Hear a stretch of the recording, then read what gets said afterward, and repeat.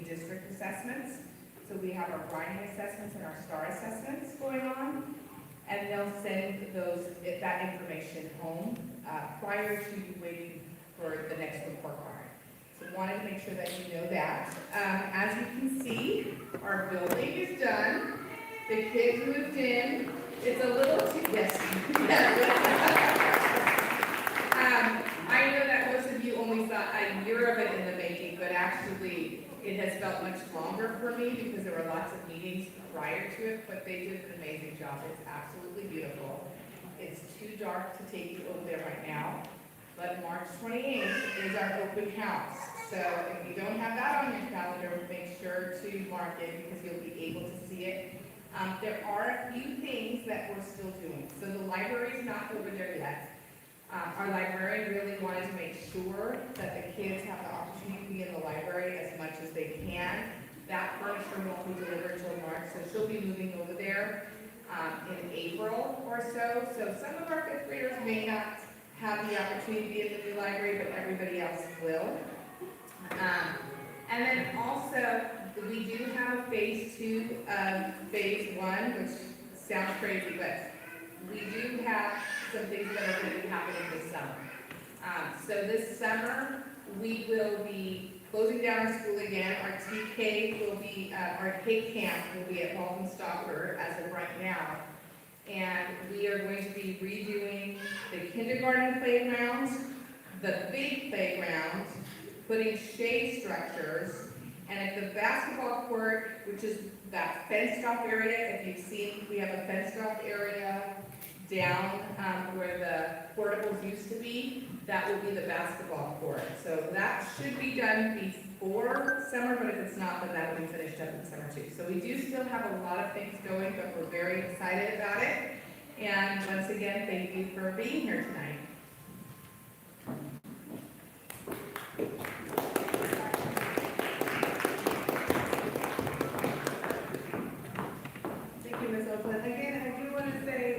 Are welcome here in the meeting, but we do have childcare across the hall. They have a movie playing, they have snacks, all of that by a school crew, proctor, and then once the reflection ceremony starts, we'll bring all the kids back in here, of course, and we'll do a reflection ceremony.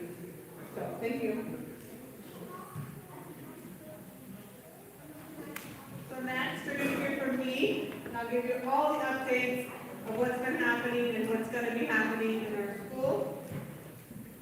So first off, hopefully you guys were all able to attend. We had our donuts with grown-ups, and Alice was our chair for that. She did an amazing job. It was fabulous. We had a lot of parents and children come and enjoy themselves. It was great to see all of you guys there.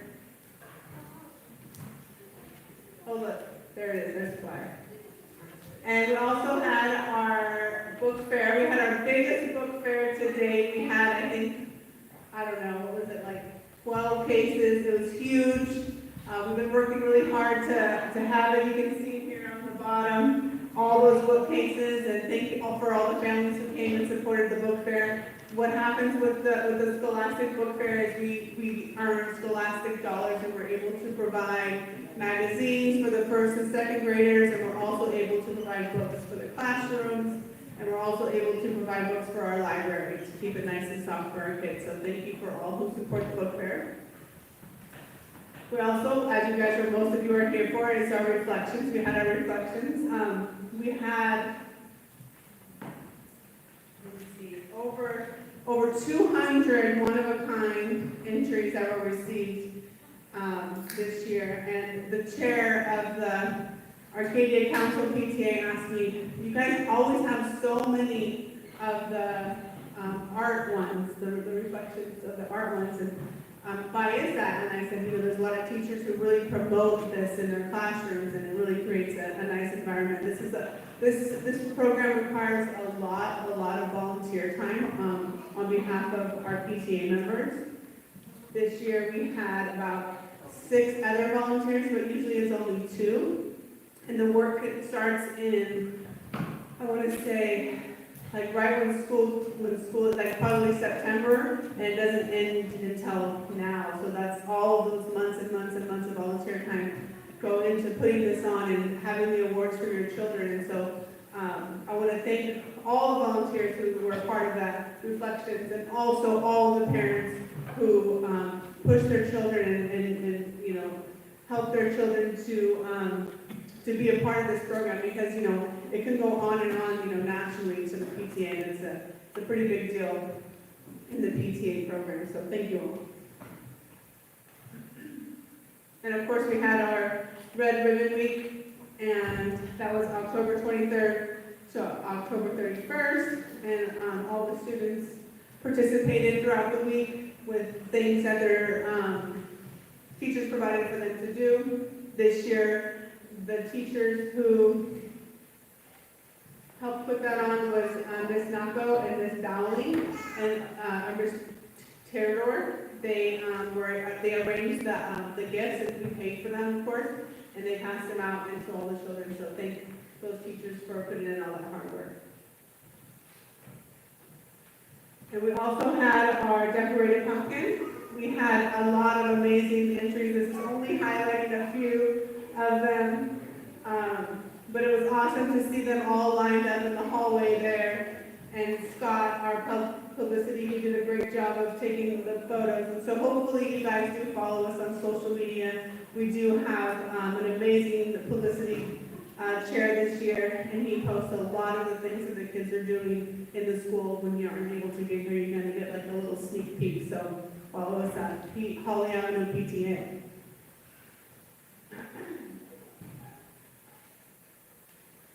And then, of course, we had our Halloween Hustle, our biggest fundraiser of the year. And Hong is the chair for the Ways and Means, and she'll report on all of the fun facts and all of that later. But we did have one of our biggest years yet. And so I appreciate all of you who do donate to the Halloween Hustle. It helps us to provide all of these things throughout the school year. It helps us to be able to do things like walk through California and American Revolution. And yeah, see the hands up back there. He's excited about that. And many assemblies and like all of those things that you maybe don't know that we do pay for, or that the families who donate pay for. And it just helps to support the schools and the students and all of the fun activities that we're able to provide. So thank you for all who donated to that.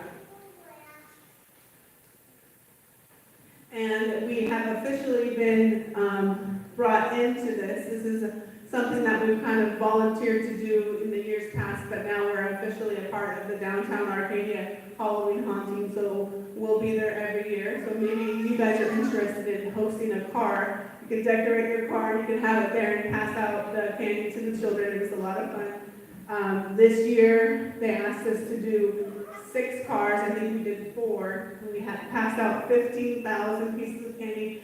And I'm not sure that's a good thing or a bad thing, but it was a lot of fun to see all the kids, you know, in their costumes. We did have some families that are not a part of the PTA volunteer for that, and it's always great to have outside people who want to help us, because it is a lot of work of all the things that we do. So there's that. And then we were also able to provide a holiday lunch for our staff, for the staff here, and Summer and Scott were the chairs of that. It's a beautiful event. We usually do it around November, and we have it here in the auditorium. And then we also had our movie night. Hopefully you guys were able to come. It was a packed house, I heard. We played the Mario Brothers movie, and Scott was the chair of that, and it was a great success.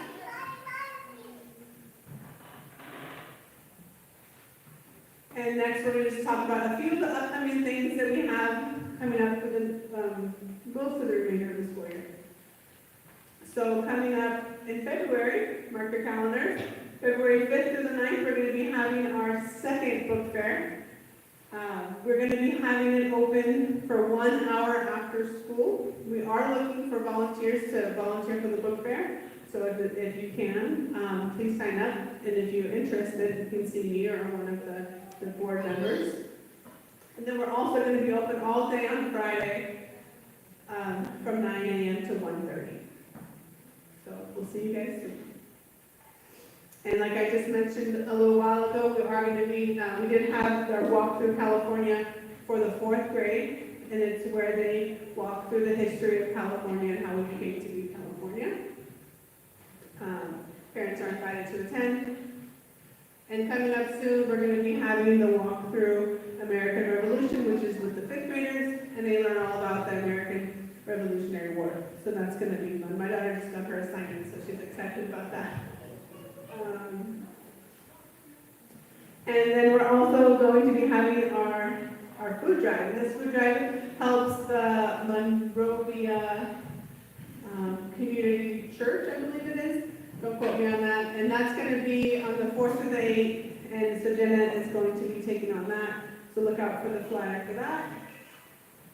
And of course, coming up in February 24th, we are going to be having our seed night. I heard there's a lot of really cool things in the works, maybe some telescopes from NASA and things like that. So look out for that flyer, mark your calendar. And we're also going to have some clubs from the high school come in and do lots of fun science things. And last but not least, one of my favorite events is the family dance night that's coming up on April 26th. So hopefully I'll see you guys all out there on the dance floor, right? That's my favorite place. I'll see you guys out there. Mark your calendars. And let's see. Oh, and that is all I have for my updates. Are there any questions? Okay, so next, I would like to introduce our speaker for the night, who is Canzi Wang. She is a licensed psychologist practicing in Arcadia, California. She has over 15 years of clinical experience and specializes in providing Mandarin, English, bilingual therapy to individuals and couples. She is the mother of a 10-year-old fur baby and a 7-year-old son here at Holly Avenue. And she has benefited greatly from practicing mindfulness, and she's passionate about teaching mindful parenting and supporting parents. So let's go ahead and welcome our speaker, Canzi.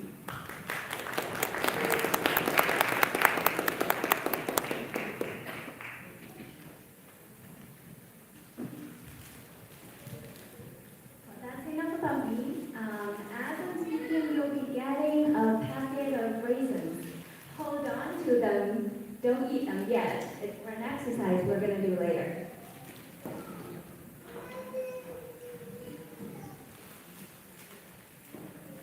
So if you're watching the streaming or video, you're at home, just make sure you have a little bit of snack. It can be like a nut or raisins or a cookie just for the exercise later.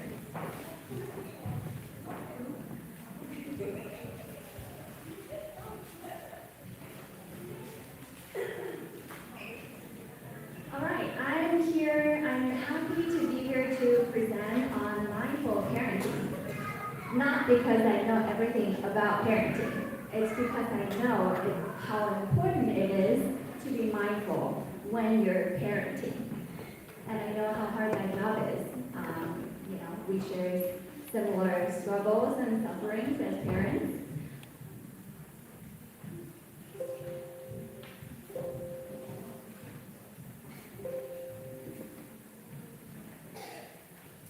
So what is mindful parenting? It's not about being perfect. It's about being present and being aware of our own emotions, reactions, and choosing to respond in a loving and understanding way. So what does it really mean to be aware and present? Being aware includes noticing what's happening within you and around you. Within you include experiences like, when I'm about or I have the urge to yell or scream at my child, what's happening in my head? Like, what are some thoughts? Are there some worries? Are there some things I think I should be doing or my child should be doing right now? Those are the thoughts, right? And what do I feel? Am I concerned? Am I angry? Am I frustrated? Am I nervous? And also, your body reactions, your body sensations. Do you getting hot, you feel like the blood is shooting up, or you have an urge to run away. Do you feel sweaty? What's going on with your body or heart rate? Is your heart beating really fast? Those are the inner experiences for you to be aware of. What about experiences outside of you that include your child? What's happening with your child? Notice your child without judgment. And what's happening with the environment, right? And notice what is our home culture or tradition that says about what my child should be doing or what I should be doing right now.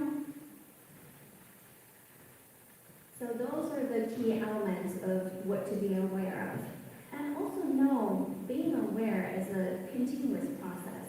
It takes time to get there, and it takes practice.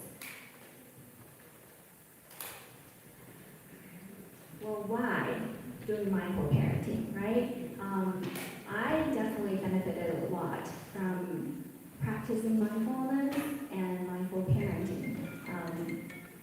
And the research says, mindful parenting helps with enhance your relationship with your children. You're being more present and attentive, so you really are observing or understanding what they need right now. And also it says it improves the mental health of both your children and yours. There's improvement in parenting practices and child behavior. Parenting practices, from my perspective, would be, that you are less reactive. Reactive meaning, when I'm angry, I want to yell or spank them or punish them or trying to control them. Those are your reactivity. So we're less reactive and we're able to be more loving and compassionate with them, but also being firm with boundaries, right, with rules. So before we get into what to do, what mindful parenting is, I want to introduce a little bit about what are some factors affect our parenting experiences. First, I want to talk about stress. I want to share a little story.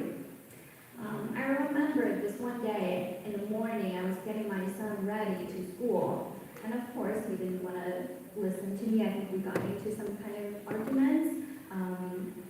He didn't really like what I asked him to do, and I didn't like what I was hearing from him, so there was tension.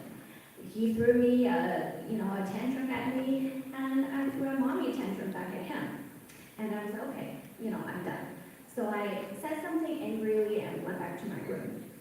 At the time, fortunately, I signed up for a 40-day challenge of mindfulness practice. So I opened this audio, and the voice was asking me, "No, reflect on what have you been going through lately? Are you going through something difficult or stressful? How are you doing right now?" Think about that as you're interacting with your family, your children, and people around you. And immediately I was thinking, there is a very stressful situation that was happening with my business and my work, and it wasn't resolved. So I was anxious during that time. As I was acknowledging it hasn't been easy for me personally, I just felt this compassion towards myself washing over me.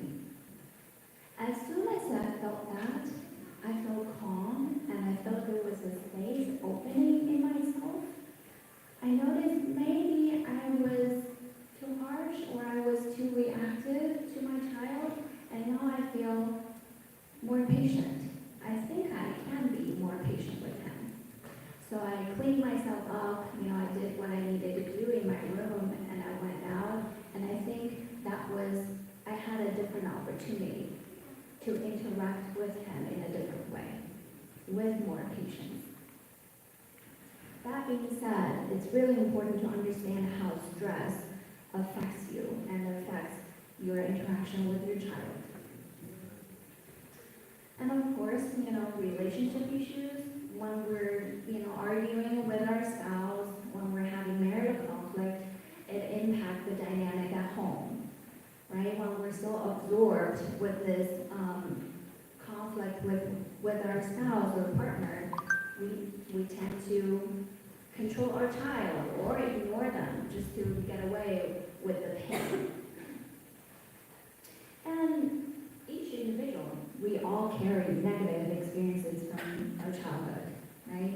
Recently, I just heard a story when a woman disciplined her daughter by saying, you know, if you don't learn the skill to listen better, then you really don't deserve having the dessert tonight, like a late night before that kind of snack. And later, her husband told her, honey, I don't think we should do this. You know, I really don't think we should withhold food from our children. And the woman was like, what are you talking about? So the husband said, you know, I still remember